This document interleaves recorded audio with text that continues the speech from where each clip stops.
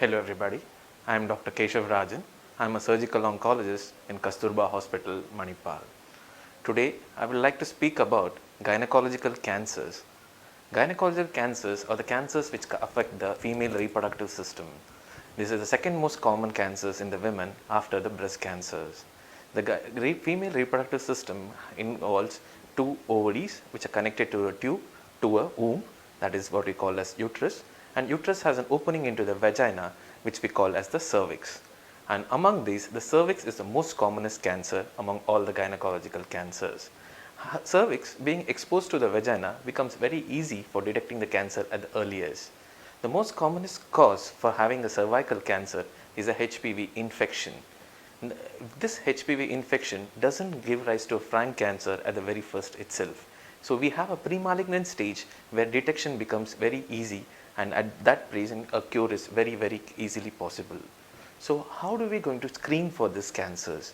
So we usually recommend screening from the age of 25 years up to 65 years every 2 to 3 years. It could be either one of the methods. It could be a visual inspection method, or it could be a pap smear, or it could be HPV DNA testing based on what is available at your locality. With a detection, that is, if you get a positive thing, what is going to happen to you next? Then you are going to be subjected to a colposcopy, where with the magnification the area of your affected is going to be inspected. If there is a suspicious at that point, a gynecologist is going to take a biopsy from that, and any cancer to be in the body has to be proved by a biopsy to be called it to be a cancer. Based on that, once if it comes to be a positive, that is, if you're going to have an invasive cancer, then an oncologist is going to refer to you some more tests.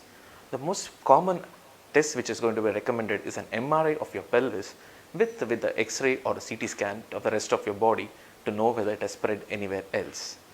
If it is going to be based on this imaging, we are going to decide whether it is an early cancer or an advanced cancer. An early cancer usually is treated with a surgery or radiotherapy.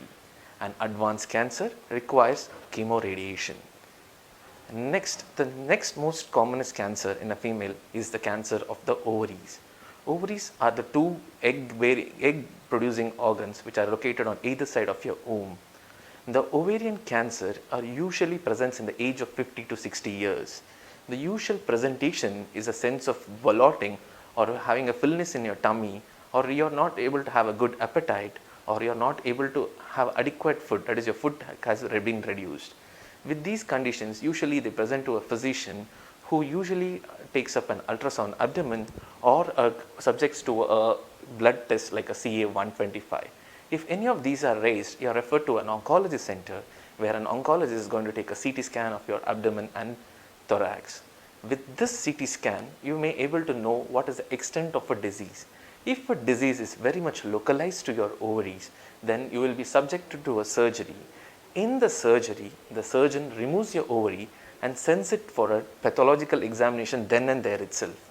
And if it comes as a purely malignant, a completion surgery, that is, a surgery which is required for the malignancy, is completed.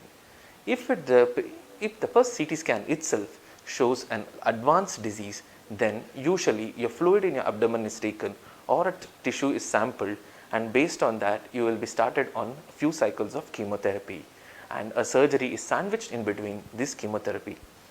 The next most commonest cancer is the cancer of the endometrium. Endometrium is the inner lining of your womb. This is the part which is shedded in your periods.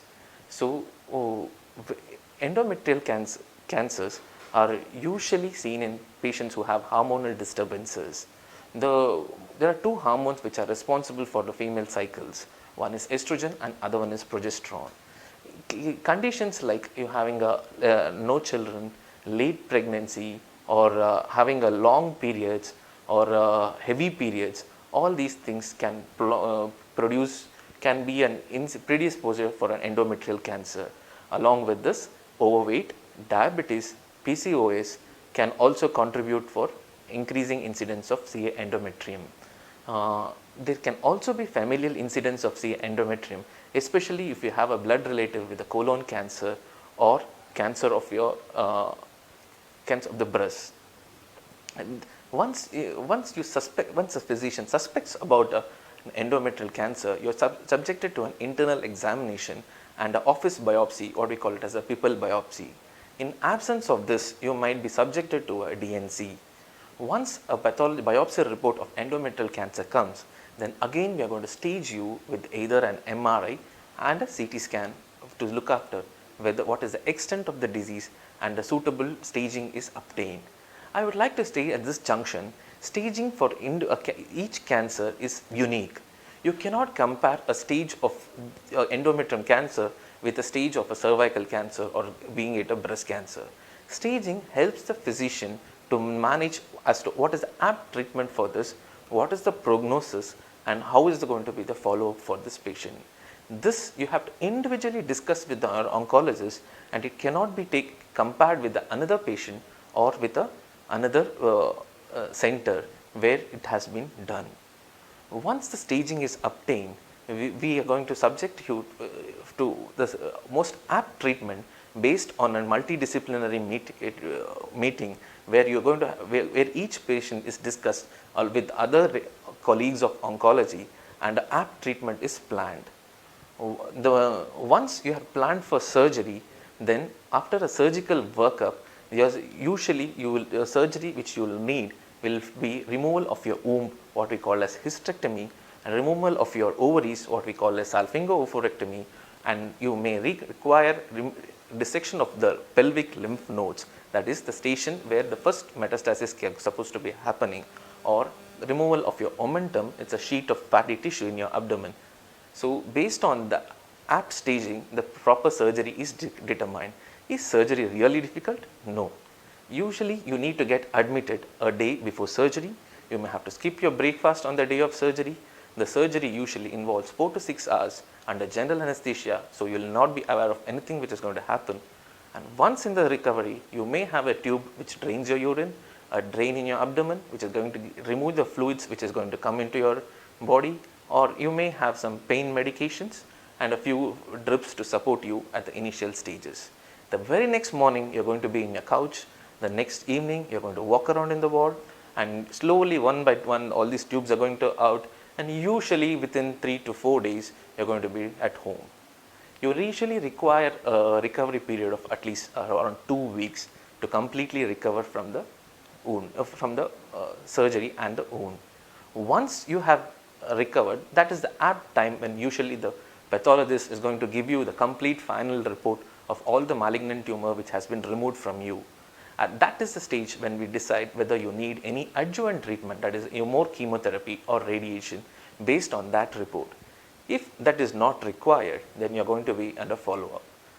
If any of those is required, then you complete it, and then comes the follow-up. Follow-up is usually for 5 years based on your stage. The frequency depends on the severity of your malignancy. Once you are in a follow-up, that is the period when you are no more a cancer warrior, but you are a cancer survivor. That is the time when you need to inspire more people to how your journey was. Your journey may be very useful for others. A support group is a must. That is the period when you're going to join your support group, and you're going to inspire more people who are going to fight this deadly disease. Together, definitely we can fight this deadly disease. As a team, it involves a teamwork and more dedication. Never give word to any hearsay. Indian woman is the nerve center of a family. Anything happening to her is going to affect the entire family. But definitely with a good social support system, we can definitely get away with this. With this, I like to conclude my speech, as whatever I could share, I think was quite useful to you. And if you want any more information, you can leave the words in the comment section, and we'll also get back to you with future topics related to them. Thank you.